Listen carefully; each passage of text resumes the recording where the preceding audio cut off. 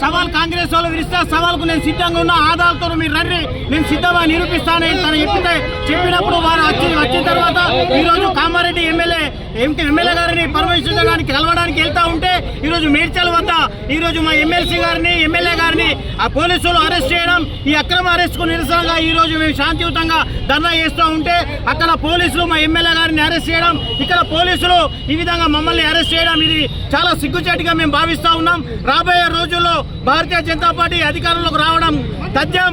అప్పుడు అన్ని విధాల ఈ విధంగా ఏదైతే ఎన్నపై దౌర్జన్యం చేసిరో ఆ విధంగా మేము దౌర్జన్యం చేయక తప్పదు. ఇదే పోలీసులు మీకు బుద్ధి చెప్తారు. ఈ రోజు కాంగ్రెస్ వల్ల అవినీతి ధ్యేయంగా నడుస్తూ ఉంది.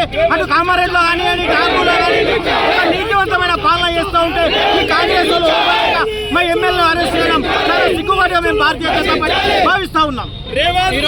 2 వెహికల్స్లో గుండాలు రావడం జరిగింది. అక్కడ ఉన్న కాంగ్రెస్ బీజేపీ నాయకులు మరి ఎమ్మెల్యే గారు అక్కడ ఉన్నారు. వారిని ఎదుర్కొనే ఉద్దేశంలో వారి మధ్యలో తోపు రావడం జరిగింది.